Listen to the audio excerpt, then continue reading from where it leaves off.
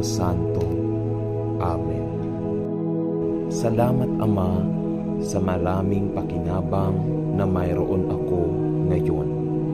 Salamat sa buhay ko, sa pag-akit sa akin sa iyong sarili at pagdadala sa akin sa iyong pamilya bilang anak ng Diyos. Salamat sa pagligtas sa akin, sa pagkamatay mo sa krus at muling pagbangon upang ako rin ay magkaroon ng buhay na walang hanggan. Salamat sa isang pahinga sa gabi at para sa pagkakataong maglingkod sa iyo ngayon. Salamat sa kalusugan at lakas na mayroon ako. Sa pagsisimula ko ng isang bagong araw, nagpapasalamat ako sa iyo na ang iyong mga awa ay bago at sariwa tuwing umaga. Dakila ang iyong katapatan. Salamat, Ama, sa pagmamahal sa akin. Naway sumikat ang iyong pag-ibig sa pamamagitan ko sa iba upang makilala din nila ang mga kababalaghan ng iyong biyaya sa pangalan ni Jesus. Amen. Isang paggising na panalangin ng papuri. Mahal na Panginoong Jesus, habang binubuksan ko ang aking mga mata sa umaga, pinupuri kita sa pagdadala sa akin ng ligtas sa buong gabi at pagbibigay sa akin ng sariwa bagong araw na ito sa unahan ko kung saan lalapit sa iyo. Salamat sa iyo para sa pampalamig na pagtulog at ang kagalakan at mga pagkakataon na nagdudulot ng isang bagong araw. Ipinagdarasal ko na ikaw ay humantong at gabayan ako sa ngayon at bigyan ako ng karunungan sa lahat ng aking sinasabi at ginagawa. Naway mabigyan ako ng pagkakataon na sabihin sa iba si Jesus. Sa salita man o gawa, ipinagdarasal ko na ako ay maging isang mabuting saksi sa iyo at ang pag-ibig ng Panginoong Jesus ay makikita sa akin. Panatilihin mo ako mula sa mga tukso na napakabilis na nagsisiksikan sa aking abalang buhay. At maaaring ngayon ay isang araw na ako ay lumubog sa biyaya at sa isang kaalaman tungkol sa iyo, higit pa at higit pa. Amen. Panalangin ng bahay-asawa para sa paparating na araw. Mahal na Ama Diyos, ang araw ay nagsisimula pa lamang at mayroon akong maraming maliit na tungkulin na kailangang asikasuhin. Ipinagdarasal ko na luwalhatiin kita sa pang-araw-araw na gawain na kailangan kong ibaling ang aking atensyon ngayon. Naway ihanda ko ang mga pagkain ng pamilya ngayon nang may pasasalamat na puso para sa iyong mapagbigay na probisyon. Maging kasama ang lahat ng mga nahaharap sa kahirapan ngayon at hinihiling ko na sa iyong awa ay ibigay mo rin ang kanilang mga pangangailangan. Salamat na ipinangako mong ibibigay ang lahat ng aming mga pangangailangan ayon sa iyong kayamanan at biyaya. Gusto kong pasalamatan ka para sa tahanan na iyong ibinibigay para sa aking pamilya at sa akin. Ipinagdarasal ko na habang naglilinis at nag-aayos ako ngayon, magiging masigasig ako sa aking mga tungkulin at magtatrabaho ng may pusong papuri sa iyo at para sa iyong pinarami na biyaya sa pangalan ni Jesus. Amen. Panalangin upang panatilihin ako mula sa pagiging masyadong Mahal na Panginoon, sa simula ng araw na ito, tulungan mo akong panatilihin ang mga mata ng aking puso sa iyo, at naway hindi ko isakripisyo ang talagang mahalaga para sa kung ano ang nakikita kong apurahan. Tulungan mo akong huwag maging masyadong abala upang kalimutan na tingnan ang lahat ng kagandahan na nakapaligid sa akin sa mundo na iyong nilikha. Tulungan mo akong hindi magmadali na hindi ako nakikinig sa iyong maliit na boses. Natilihin mo akong nagdarasal ako mula sa busyness at naway lumapit ako sa iyo sa pangalan ni Jesus ay nagdarasal ako. Amen. Hayaang makita sa akin si Jesus. Mahal na Panginoong Jesus, ipinagdarasal ko na sa pagharap ko sa isang bagong araw, maaari kong ipakita ang iyong kagandahan sa mga bagay na aking sinasabi at ginagawa.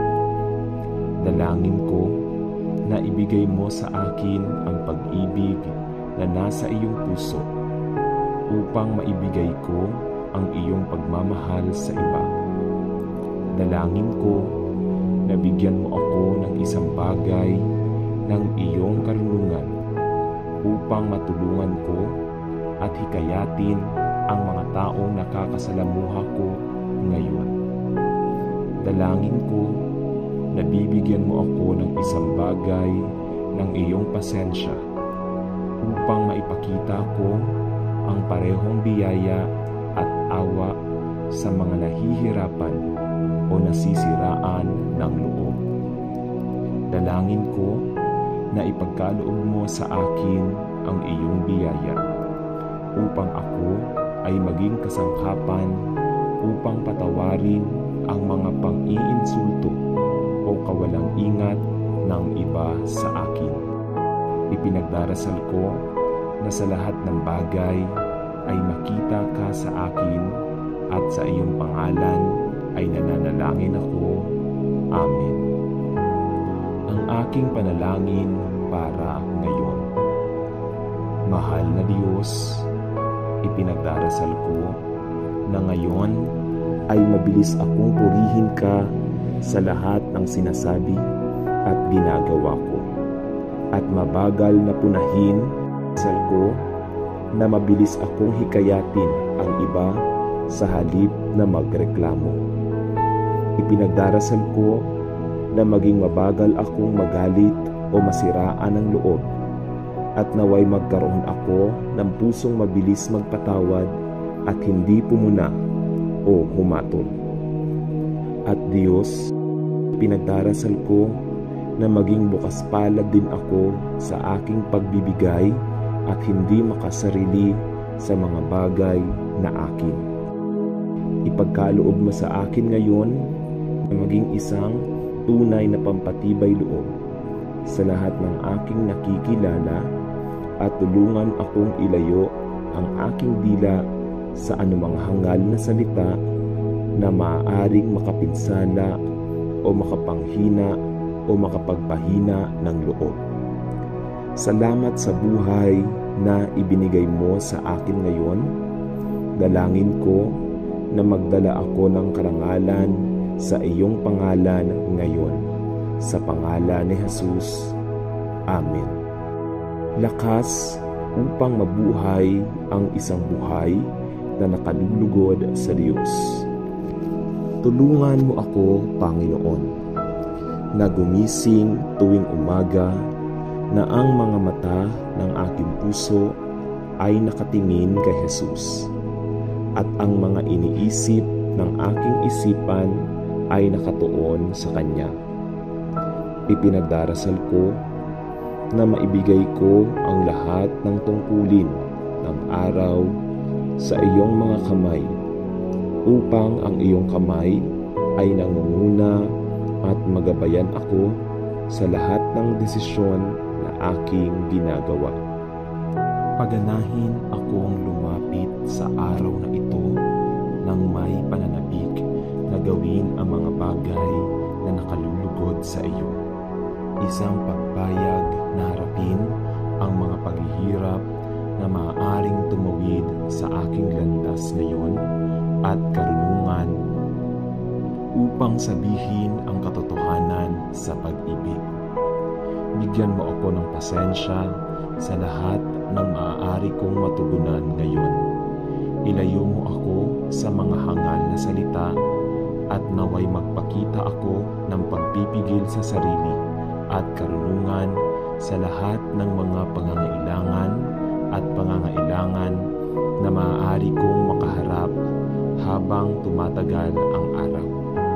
At panatilihin mo ako sa perpektong kapayapaan at buong araw na ito habang ang aking isip ay nananatili sa iyo.